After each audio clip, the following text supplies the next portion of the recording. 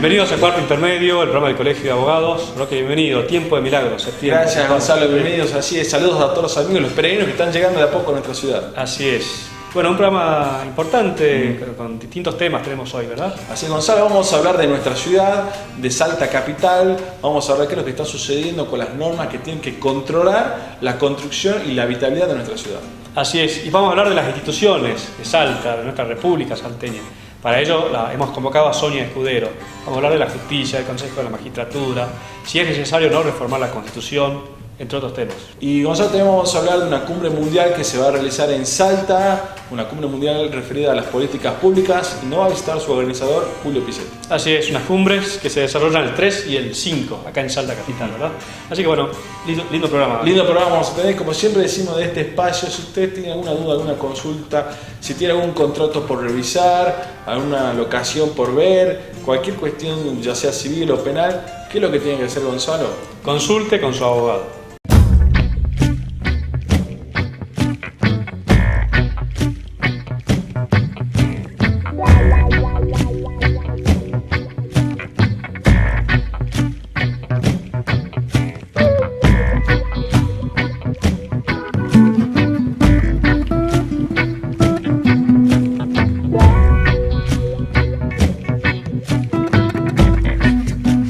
Seguimos en Cuarto Intermedio, Roque.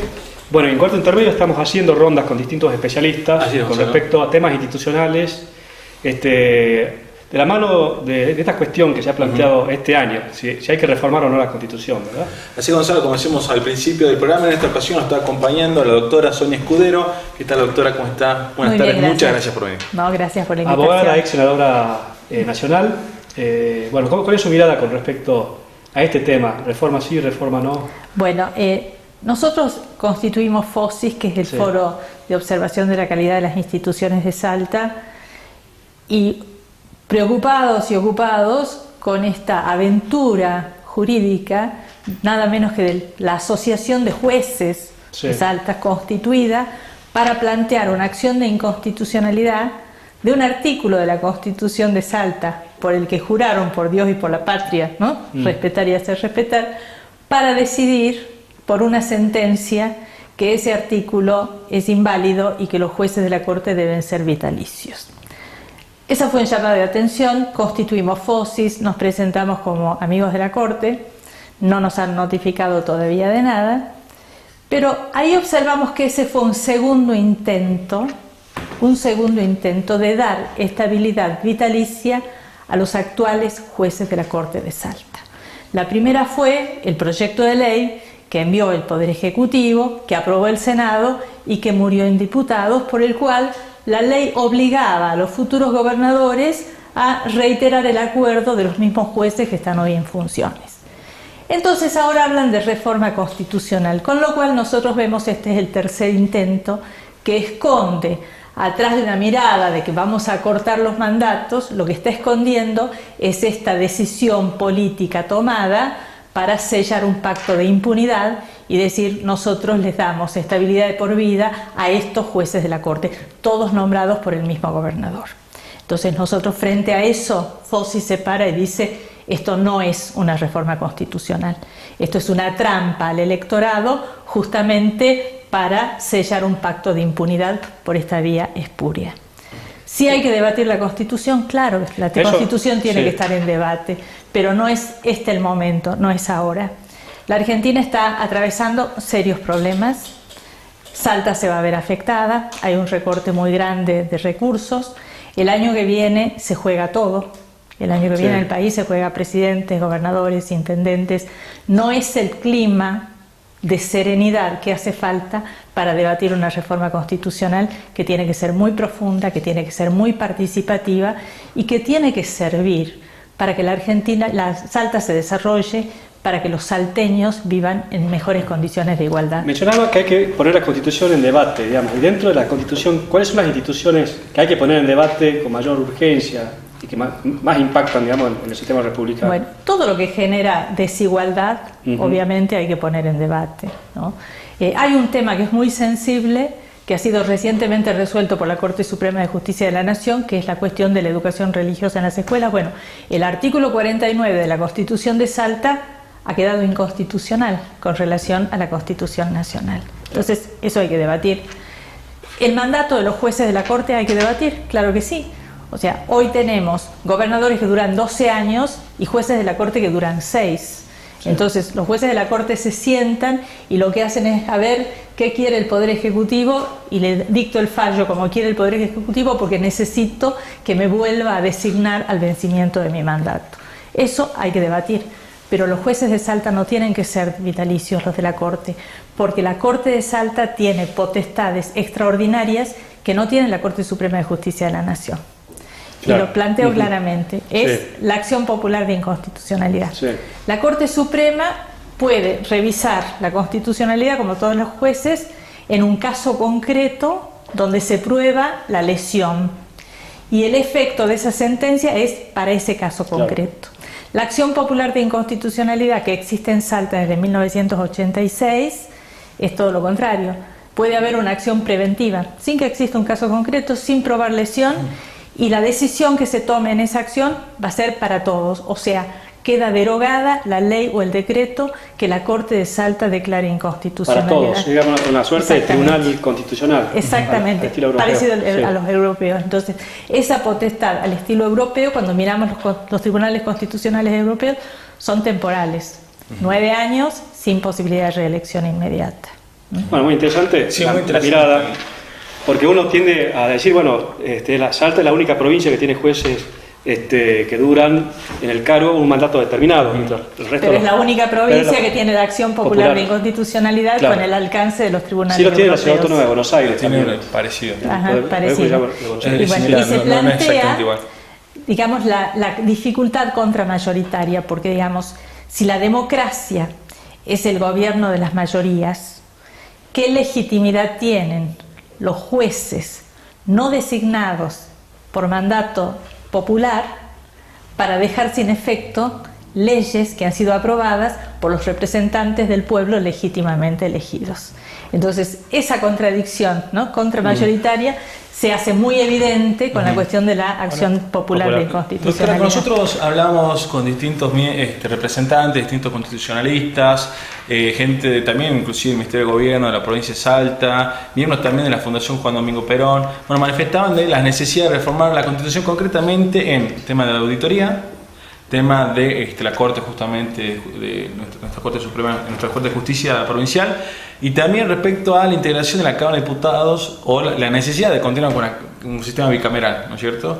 Y para los 3 casos manifestaban que lo que había una vez que asumía un nuevo gobierno era que de a poco comenzaba a ocupar el oficialismo los 3 poderes, ¿no es cierto? Y había una falta total de control.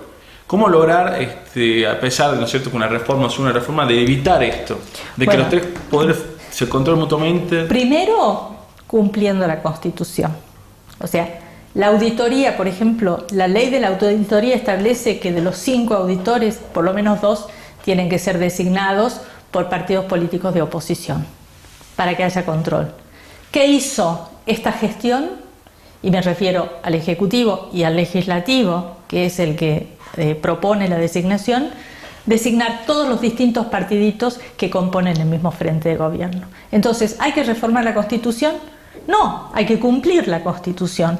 Y sí, discutamos cuáles son, ¿no?, las mejores formas de auditoría que existen. Tiene que haber control político también. El control político que ejerce la legislatura no lo está ejerciendo. Y eso sucede comúnmente por el férreo control que establece el bloque político que apoya al gobierno, ¿no es cierto? No va a dejar pasar ampliamente mayoritario, además, una crítica. Digamos, porque no hay una representación adecuada de la minoría. Y ahí es donde juega la discusión de la bicameralidad.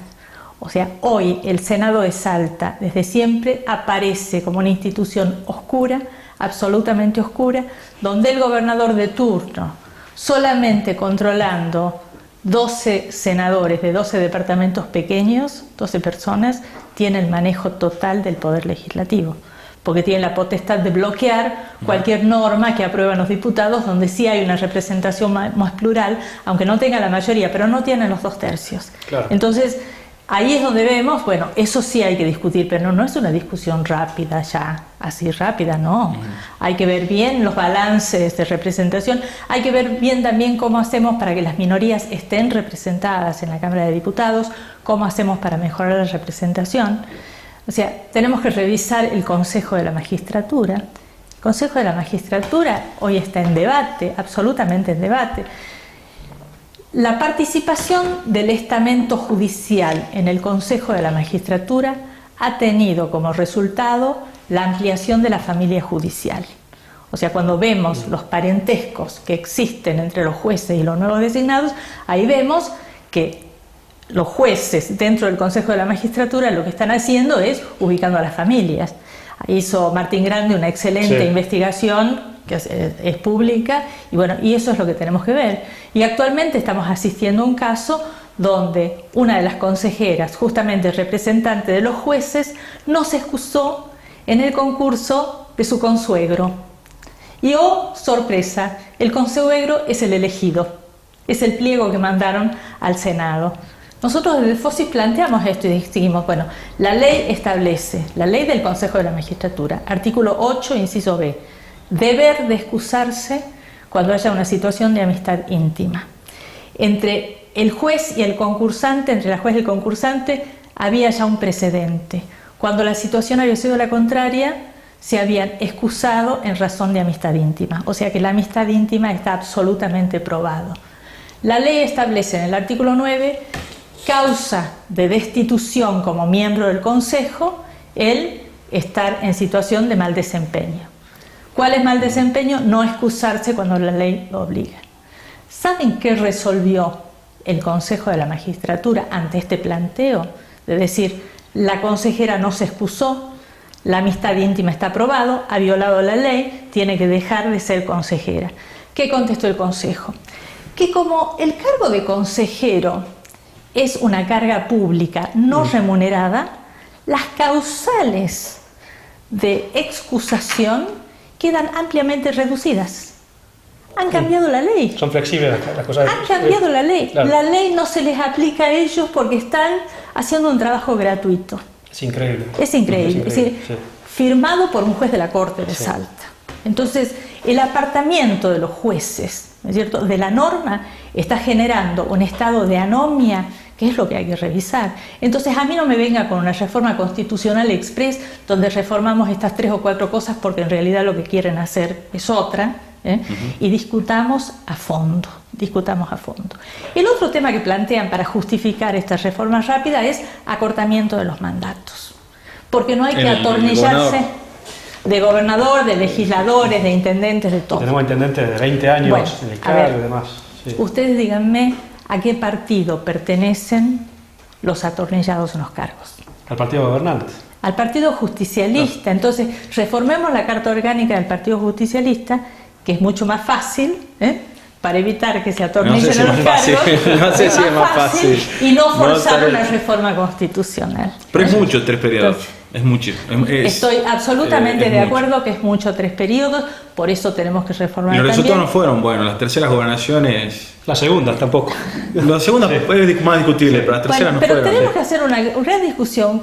¿Qué modelo queremos? ¿4 años u 8 años? Si es 4 años, que después puedan volver dejando pasar un periodo, son 8 años y después se van a su casa, no pueden volver a la gobernación. ¿Cuál es el modelo que quisiéramos? Pero hay que reformar el sistema electoral también. O sea, ¿quién organiza la elección? El Poder Ejecutivo. Sí. ¿Quién decide la fecha de la elección? El Poder Ejecutivo. ¿Quién tiene la competencia para resolver los conflictos? La Corte de Salta, designado todo por el Poder Ejecutivo. Entonces, con este sistema no hay posibilidades de mejoras democráticas. Y esos son los temas de los que no se está hablando. Los impulsores de la reforma constitucional hablan de otros temas. Una última pregunta, doctora, y si puede ser en un minuto la respuesta, si es posible, en relación a la designación de los jueces de corte, ¿verdad? Uno ve el historial de quienes han sido designados en los últimos años y la verdad que no son currículum lo suficientemente, digamos, que uno puede decir, bueno, se merece ser miembro de corte y demás, porque son currículum muchas veces deslucidos, digamos, de gente que ha ocupado cargos públicos en el Ejecutivo durante muchos años y ese fue su carrera y demás. ¿Cómo es necesario digamos, implementaron un sistema de designación que asegure la idoneidad de quien accede al cargo. Hoy el gobernador puede designar a personas de su confianza, amigos, el único requisito, título de gobernador y nada más. Nosotros creemos que hay que aumentar la edad y hay que establecer algunos requisitos básicos y también un procedimiento público. No es suficiente lo que hacen con publicar el currículum de los antecedentes. Yo creo que tiene que haber una audiencia pública donde el público pueda formular preguntas, donde participen las instituciones interesadas, o sea, que no llegue cualquiera, ¿no? Que llegue alguien, claro, con solvencia necesaria para pararse frente, ¿no?, a las personas calificadas, a las instituciones y contestar toda clase de preguntas. Así es a nivel nacional. La Comisión de Acuerdos a nivel nacional es muy estricta y aunque sea para un cargo mínimo de juez de primera instancia, la audiencia pública va, se presenta y tiene que responder preguntas. Y esa es la evaluación que se hace. Entonces a mí me parece que hay que discutir todo en las distintas instituciones, tomarnos el tiempo y no estar apurados de condicionar al próximo gobernador que venga.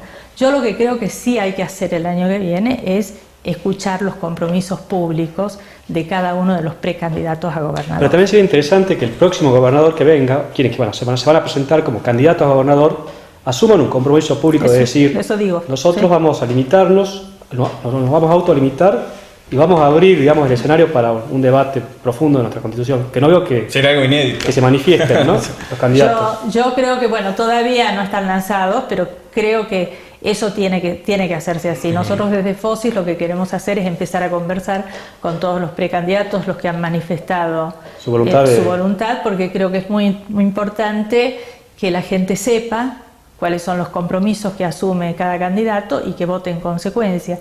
La reforma de la Constitución, por supuesto que es importante discutirla porque los valores van cambiando también.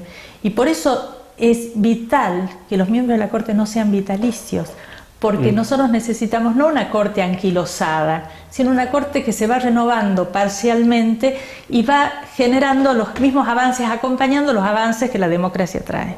Doctora Escudero, ha sido un placer recibirla en el programa. Muchas gracias, doctora. Hacemos una pausa, Gonzalo, ¿te parece? Seguimos con más Corte Intermedio. Quédese por la señal de Somos Salta, ya volvemos.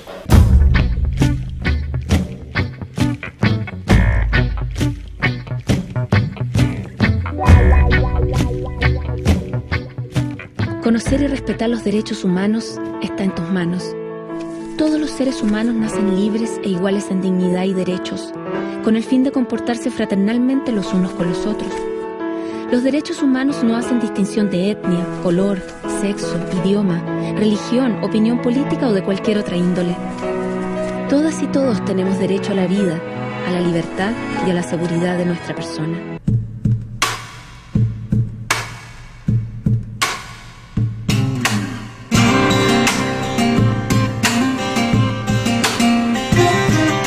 Seguimos en Cuarto Intermedio, Roque. Así es, Gonzalo. Bueno, para hablar lo que hablamos también al principio del programa respecto a nuestra ciudad. Así es. Cómo está creciendo para todos lados, sin control pareciera ser. La ciudad y su relación con el medio ambiente, ¿no? Y el derecho que tenemos todos a una ciudad sustentable, una ciudad amigable.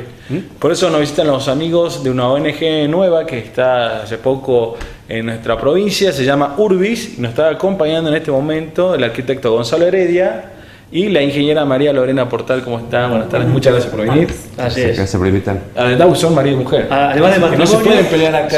Además de matrimonio, digamos, tienen la misma pasión por el ambiente, por el urbanismo, por el urbano, ¿no? Cuéntenos un poquito en qué consiste Urbis. Bien, nosotros ya veníamos trabajando en equipos asociados con distintos consultores de hace más o menos 15 años. Sí. Hemos trabajado con municipios, con algunas empresas privadas también, desarrollos inmobiliarios. Y bueno, todos estos años se fueron armando equipos para determinadas categorías de proyectos.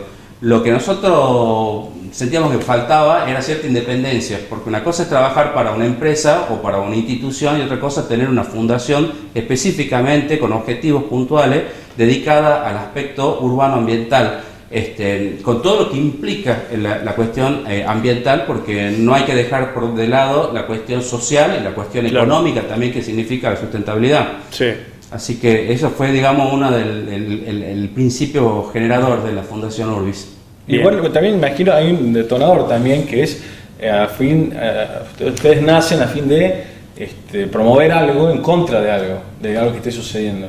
Sí, hay algo que se llama paradigma urbano. El paradigma urbano es lo que se propone, es un cambio sobre eso, que es la desintegración de determinadas cuestiones, aspectos técnicos y desarticulación desde la faz operativa de distintos órdenes de gobierno. O sea, puede venir un plan nacional con una propuesta que afecta directamente a la cuestión urbanística, y por otro lado el municipio y la provincia tienen puntos de vista dispares y a veces no hay coordinación. Eso se llama el viejo paradigma, es trabajar en estancos independientes. ¿Qué es lo que vemos que sucede en la ciudad? ¿Verdad? Que no se ponen de acuerdo a veces si rompemos esta calle para arreglarla, para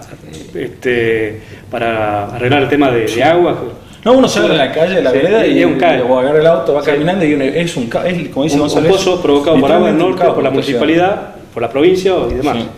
Sí, esa manera de trabajar es la manera de trabajar que ya incluso hace poquito salió colegas nuestros muy reconocidos en el tema con notas periodísticas hablando de la ciudad caótica, y con bastante fundamento, porque ellos conocen bastante sobre el tema y tienen mucha razón. O sea, la ciudad caótica la percibe el ciudadano, por más que sea un esfuerzo y está justificado, y los que están haciendo la obra pública tienen bastante conocimiento sobre la materia como para justificar esa obra que se está haciendo, la percepción de la gente no es la misma, ¿no es cierto? Entonces, la visión que se trata de plantear ahora, que esto no es un planteo tan novedoso como parece, sino que ya viene puntualmente de la Conferencia de las Naciones Unidas del año 2016 en Quito, que se llama Hábitat 3, donde se plantearon una lista de acciones que los gobiernos firmantes, entre ellos el nuestro, y incluso nuestro gobernador estuvo en esa reunión en octubre del 2016,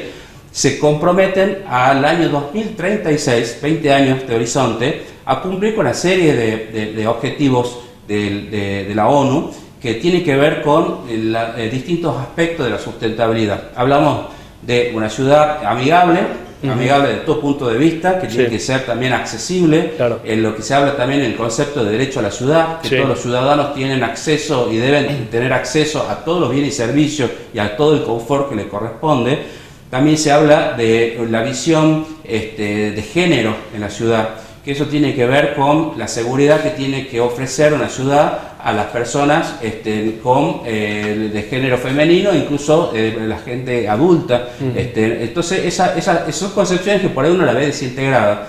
Y una cuestión que es fundamental, que son para las ciudades de nuestra región, que es la autonomía financiera que deben llevar adelante. La autonomía financiera significa que las ciudades tienen que generar suficientes recursos para mantenerse.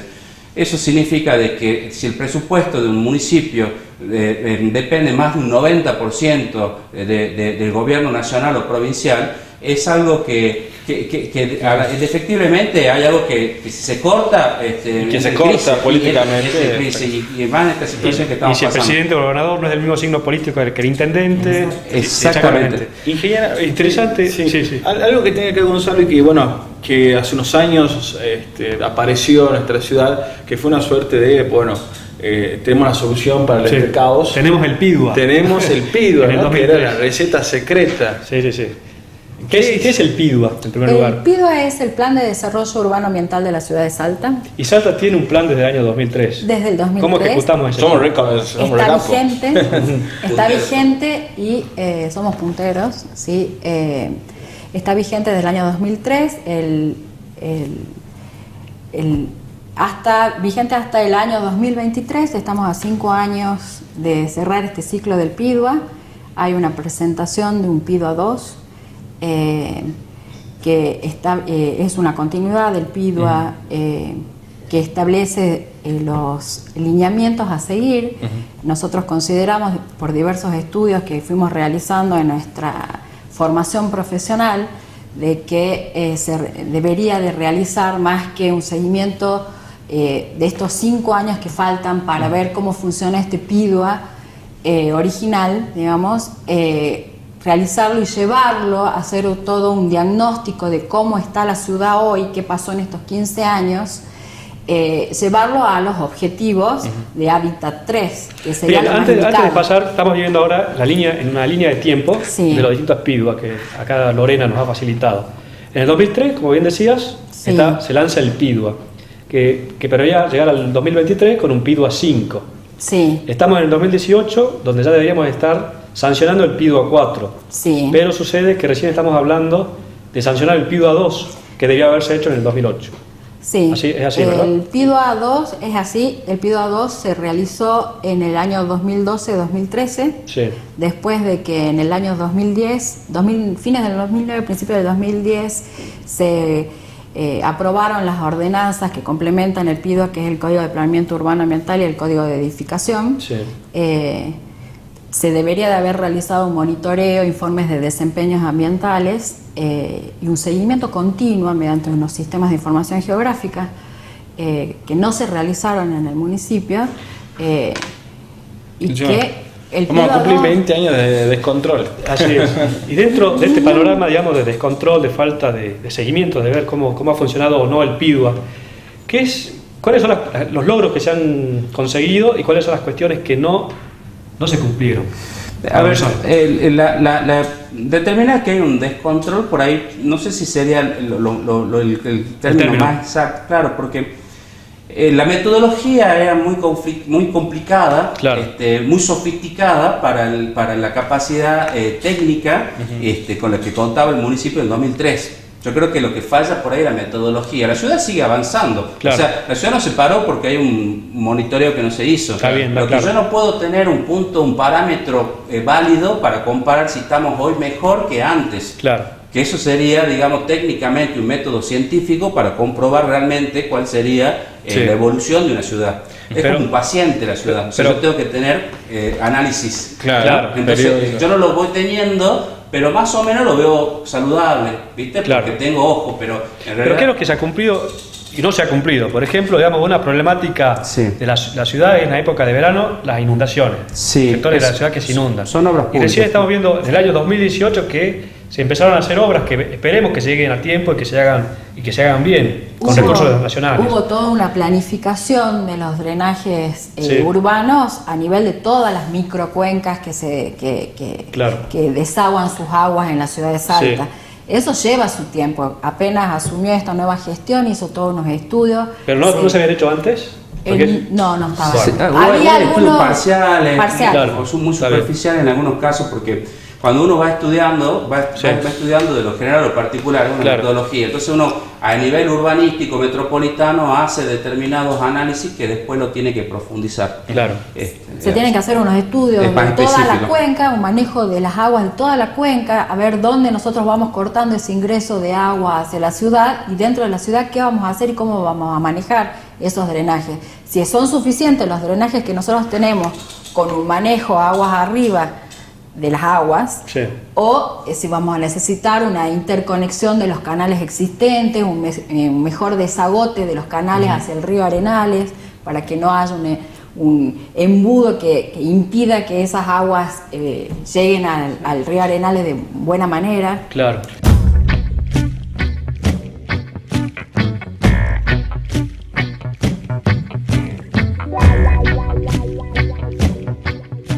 Conocer y respetar los derechos humanos está en tus manos. Todos los seres humanos nacen libres e iguales en dignidad y derechos, con el fin de comportarse fraternalmente los unos con los otros. Los derechos humanos no hacen distinción de etnia, color, sexo, idioma, religión, opinión política o de cualquier otra índole. Todas y todos tenemos derecho a la vida, a la libertad y a la seguridad de nuestra persona.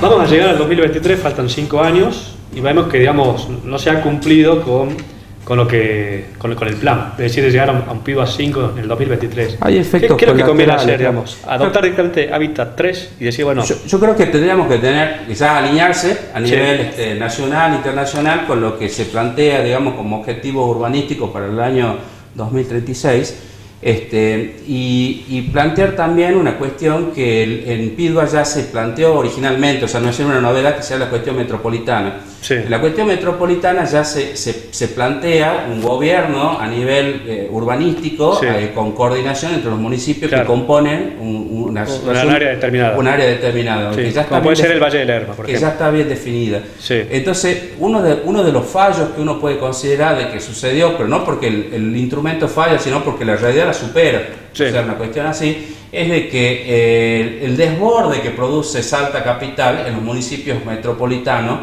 implica de que grande cantidad de loteos se están desarrollando en San Lorenzo, en Cerrillo, en Sí, Vaqueros, Rosario de Lerma. en Rosario de Lerma, hasta el Carril y hasta Coronel Molde están Sí. llegando. Entonces dice, bueno, ¿qué es lo que sucede? ¿Cuál es la presión que en realidad hay una búsqueda de suelo urbano de calidad? Sí. Suelo urbano de calidad significa que no solamente no se inunde, que tenga la escritura y que tenga todos los servicios, sino que tenga un valor asequible, o sea, que la persona lo pueda adquirir. Entonces yo no puedo vivir en un barrio céntrico como me hubiese gustado, que toda mi vida Claro. viví, entonces me voy al municipio cercano donde consigo un terreno financiado, Sí. con todo el servicio, incluso con seguridad, porque puede ser un caso un barrio cerrado, ahí abierto y cerrado, Sí. puede ser un barrio cerrado, entonces Salta lo podría estar ofreciendo también. Y lo más grave, que yo lo comentaba unos minutos atrás, el tema de la sustentabilidad tiene que ver con la economía, con las finanzas municipales. Si este municipio no está viendo la pérdida de oportunidad que significa derramar riquezas descontrolando a otros municipios más pequeños con capacidad técnica y financiera como para contenerlo bastante más limitado, significa de que esas inversiones que se están llevando a otros municipios, que ni siquiera los pueden captar los otros municipios, lo está perdiendo Salta Capital. Claro, claro. ¿Y cómo sería la posibilidad para poder contener esas ofertas, ¿no es cierto? O esa necesidad de mudarse a otro departamento. Yo creo que bueno, la revisión integral del PIDUA después de 15 años es inevitable, ya se está trabajando en eso, tengo conocimiento, o sea que es una realidad, no estamos descubriendo nada nuevo, ni estamos planteando, digamos, como que esto es algo que no se puede frenar. El tema sería de que lo que se puede hacer acá es reelaborar un PIDUA, que será otro nombre, si quieren ponerle otro nombre, claro. Reelaborar otro instrumento en el cual incorpore las nuevas realidades. Y generar más suelo urbano en Salta no significa irse en altura solamente, puede ser integrar nuevas áreas de anexión que son periurbanas, que tienen condiciones de conexión, vinculación y de servicio mucho mejores de lo que están dándole hoy un municipio del Carril. O sea, por ejemplo, acá en las tierras cercanas de Chachapoyas, sí. Todavía no se pueden utilizar. Hay sectores que sí, otros sectores que... Pero eso por cuestiones de que antes funcionaba... Se hizo saneamiento.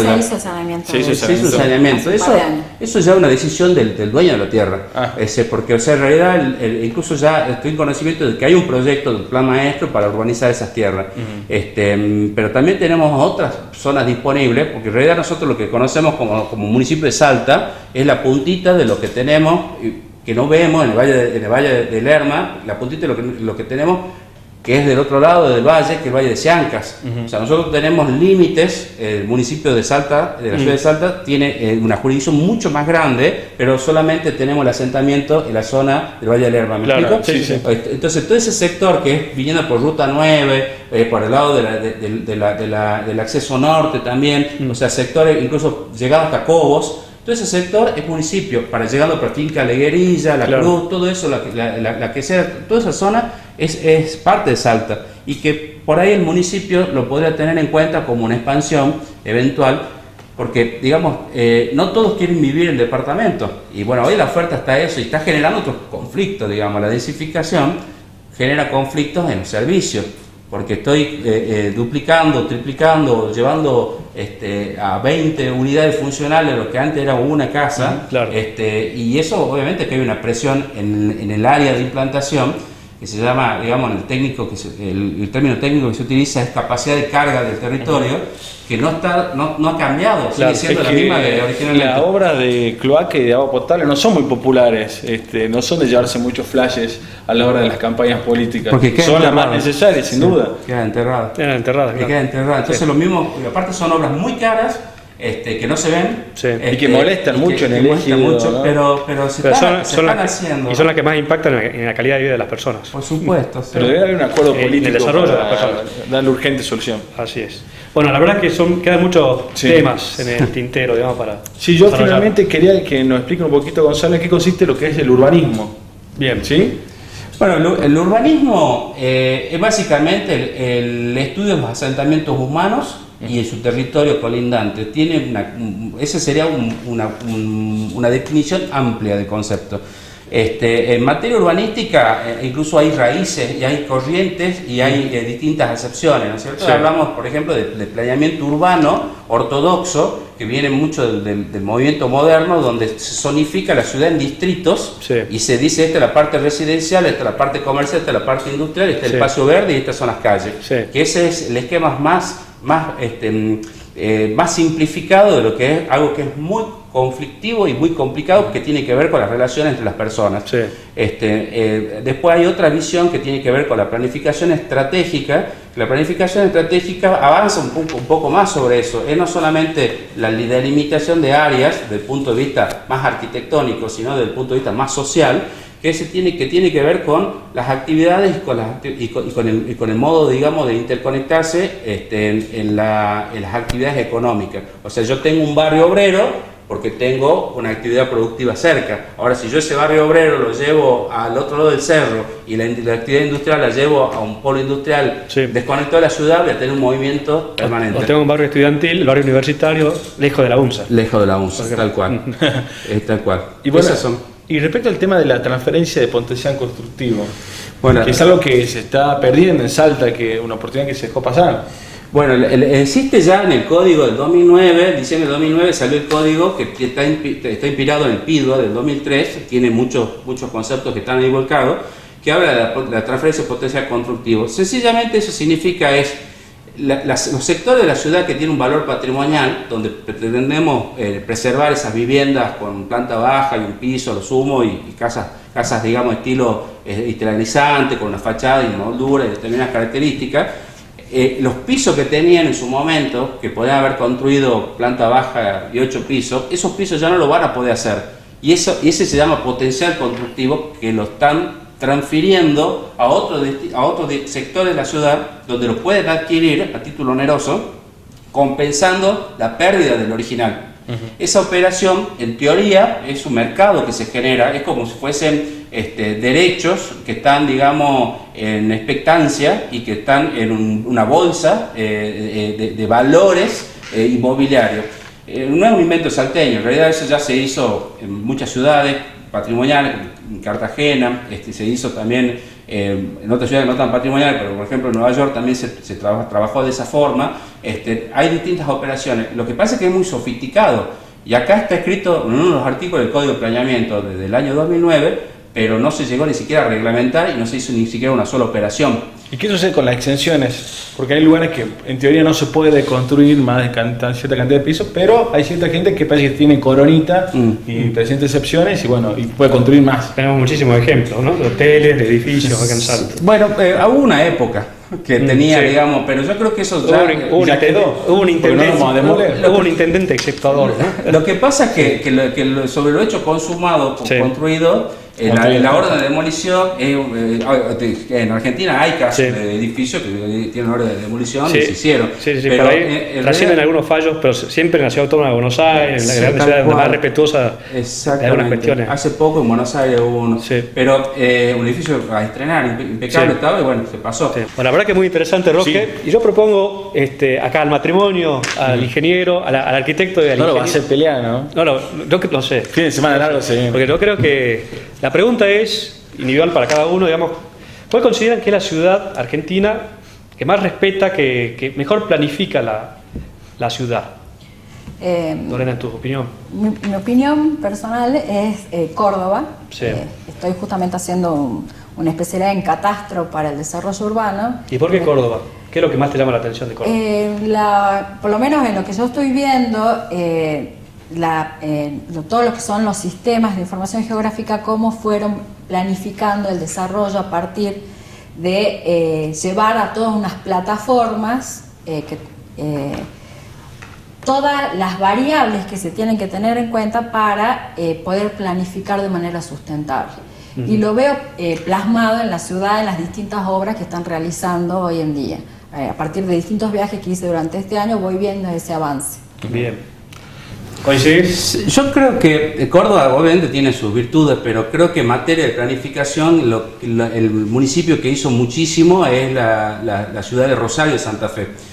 La diferencia que tiene Rosario de Santa Fe es de que ellos trabajaron en grandes proyectos urbanos a través de gestión y articulación público-privado. Ya lo vienen haciendo hace bastante tiempo y sobre todo vienen implementando instrumentos de capturas de plusvalía, que eso es oro en polvo para un municipio, porque si un municipio entiende de que la generación de metros cuadrados es un recurso que tiene, que es la minería, digamos, para una ciudad, lo fomenta y lo crea, generaron grandes proyectos urbanos y renovación del frente del Paraná, increíble. Claro.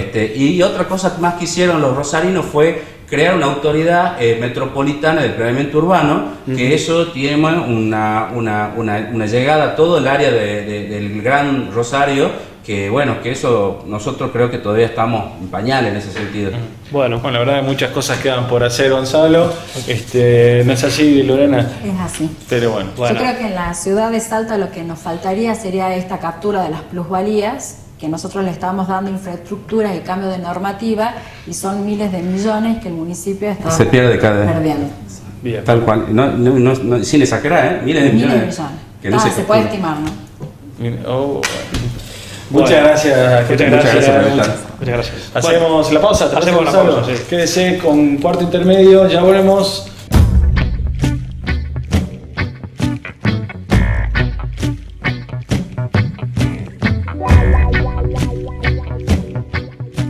Conocer y respetar los derechos humanos está en tus manos. Todos los seres humanos nacen libres e iguales en dignidad y derechos, con el fin de comportarse fraternalmente los unos con los otros. Los derechos humanos no hacen distinción de etnia, color, sexo, idioma, religión, opinión política o de cualquier otra índole.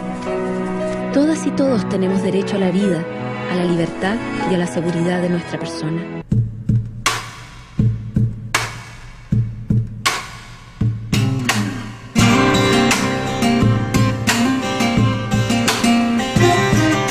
Seguimos en Cuarto Intermedio. Así es, Gonzalo, último bloque para culminar este programa, que hemos hablado mucho de la ciudad y de la provincia, hemos hablado y de las instituciones, de la República, ¿no? Salteña. Y también de nuestra comunidad, ¿no? Que es lo que tienen que hacer. Y para eso están las políticas públicas. Exactamente. Y Salta va a ser sede de una cumbre mundial de políticas públicas del 3 al 5 de octubre en el Centro de Convenciones. Y nos está visitando en este momento su organizador, ¿no? El representante acá de la cumbre, está con nosotros Julio Pisetti. ¿Cómo estás, Julio? Muchas gracias por venir.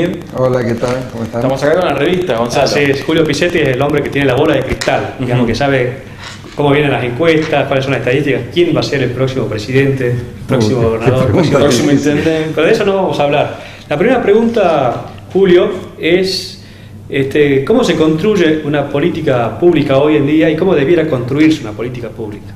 Mira, los modelos que tenemos en general de políticas públicas son modelos muy antiguos, ¿no? Hacia la visión de la construcción, por ejemplo, en la educación seguimos teniendo el mismo modelo educativo desde hace, no sé, 50 años, 60 años o más quizás, ¿no? Lo mismo digo en políticas de salud, en temas de medio ambiente. La mayor cantidad de políticas públicas tienen que ser nuevas porque no había conciencia del medio ambiente hace mucho tiempo. Claro. Entonces digo, la mayoría de lo que hoy se hace, diría casi una tradición, ¿no? Entonces, lo que proponemos en la cumbre, sobre la base de que todos somos responsables de construir una sociedad y de construir un país o una nación, es que generamos un lugar de encuentro entre la sociedad civil, las universidades, el gobierno y el sector privado para discutir nuevos modelos de políticas públicas que nosotros denominamos políticas públicas de segunda generación, ¿no? Estas políticas públicas de segunda generación tienen varias características, pero entre otras pedimos que sean innovadoras, que sean creativas, replicables, que sean escalables y por sobre todas las cosas pedimos que sean mensurables, ¿no? Que podamos medir el impacto de la política pública. Claro. Hoy se hace a veces mucha actividad de política pública, pero no se mide el impacto, se mide la acción, pero no el impacto, ¿no? Hicimos 5.000 casas, bueno, pero ¿qué significa eso en términos de resultado como política social hacia la gente. Entonces, eso es lo que buscamos proponer nosotros como políticas públicas de segunda generación. Bien, por eso, digamos, la convocatoria es para la ciudadanía en general. O sea, no es para políticos, funcionarios, sino para... Al contrario, me encantaría que vayan funcionarios, ¿no? Porque el problema a veces que tenemos es que va la ciudadanía, va la sociedad civil, va la academia, van los empresarios, pero resulta que los funcionarios, que son los responsables de aplicar las políticas públicas, van a la apertura o al cierre, pero después desaparecen. En realidad a mí me encantaría que se queden, ¿no? De hecho, mi desafío es ver cuántos funcionarios se quedan durante la cumbre, porque son los que hoy tienen la gestión, ¿no? Y tienen que tratar de actualizarse, ¿no? Hacer un upgrade de la información que tienen. Así que es para público en general, estudiantes, para sociedad civil, para todos. Y por sobre todo me encantaría que vayan funcionarios. Así que vamos a tomar lista de qué funcionarios van.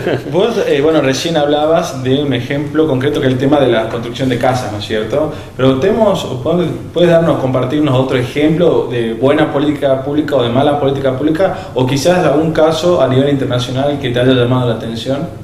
Mira, hay infinidad de casos de políticas públicas, ¿no? Y en Salta, en eso hemos sido, te diría, pioneros en avanzar en algunos modelos, como el tema de la Universidad Nacional de Salta y la sede de enfermería que puso en el interior, donde un problema de salud pública es que no hay, por ejemplo, una buena relación entre lo que es nuestro sistema de salud y las comunidades aborígenes, por ejemplo, ¿no? El haber puesto esa facultad de enfermería permitió que gente de las comunidades aborígenes se reciban de enfermeros, y hoy eso funciona como un puente entre las dos comunidades, ¿no? entre la medicina tradicional y las comunidades aborígenes, ¿no?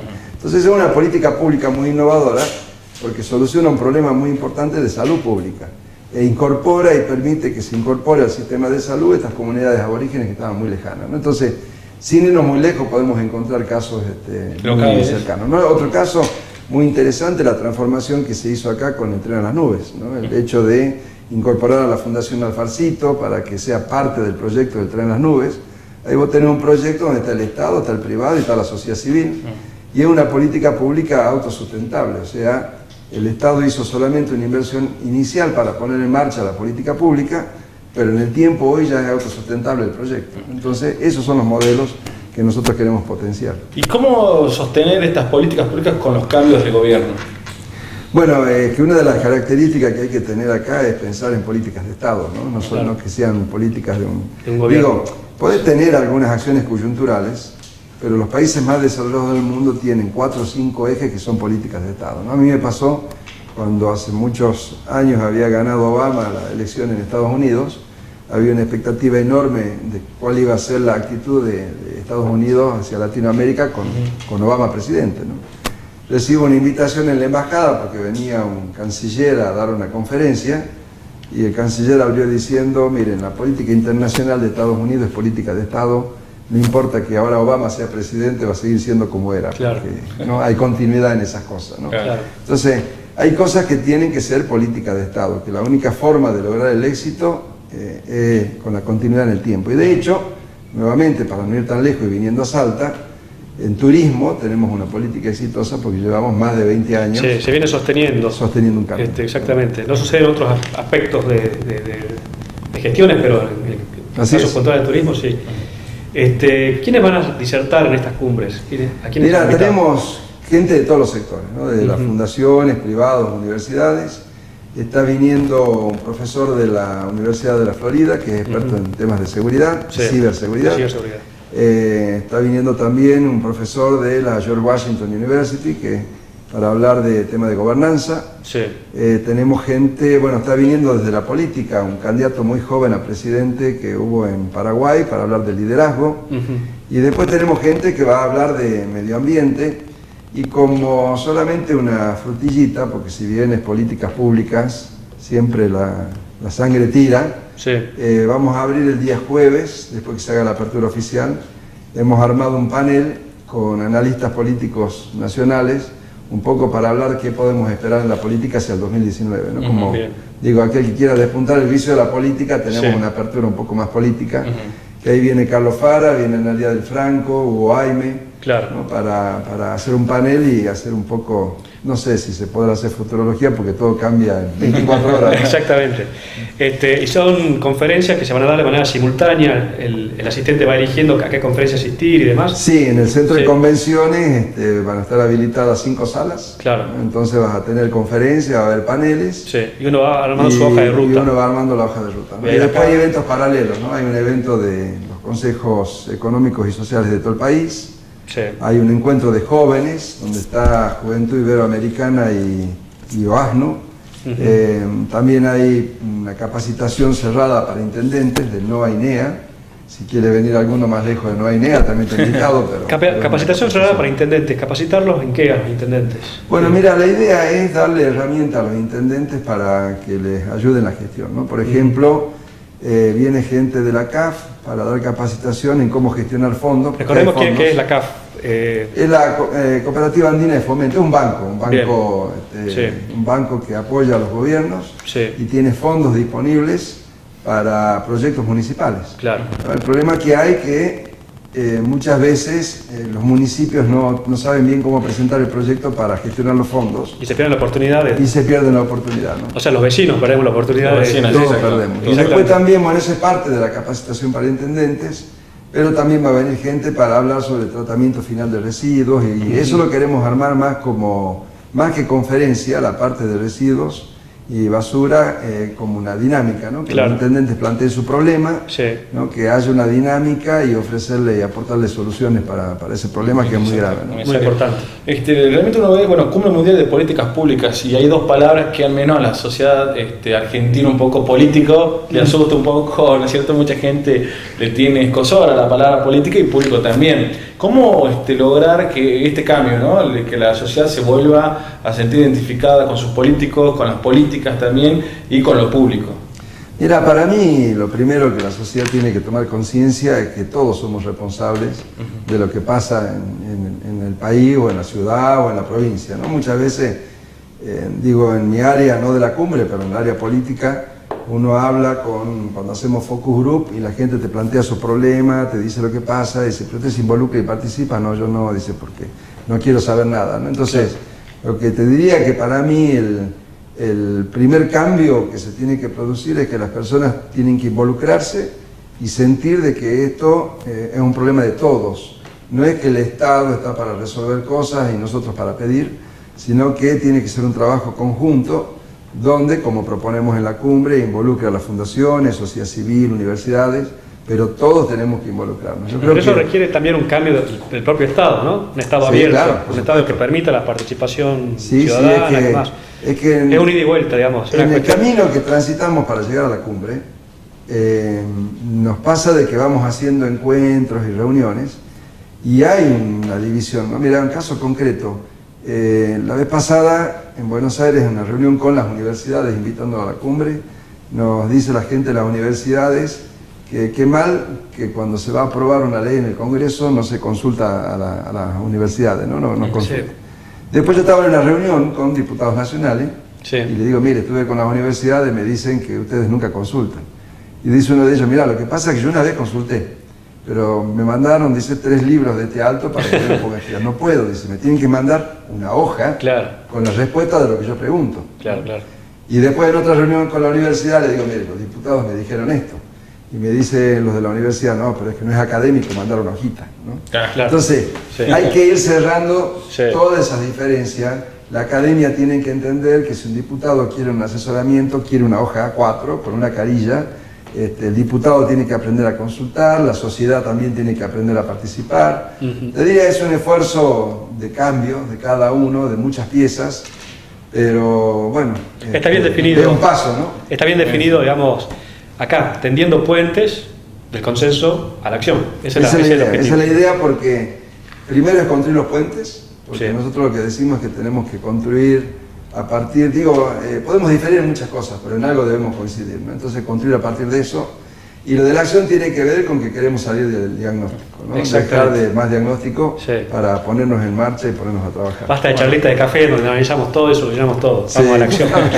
Bueno, tú ya sabes, ¿no? Del 3 al 5, Julio, están todos invitados. Toda la información la pueden encontrar en internet, en cumbrepolíticaspublicas.org. ahí está toda la información, está lo que viene, inscripción, está todo. Ahí estaremos viendo el flyer con Sí, los aranceles y la página del y demás, efectivamente. Muchas gracias. Un placer, Julio. Muchas Gracias a ustedes. Roque, nosotros llegamos al final. Llegamos al final, nos queda más Sí. que despedirnos. Que tengan un excelente milagro, Gonzalo. Sí. Te vieron un video ahí. Bueno, ese video lo hizo un amigo de la casa que es Nacho Chesa. Ah, mira vos, qué bueno. Así que estuvo muy lindo. Y bueno, Así que despedirnos. nos despedimos con este video entonces. Dale.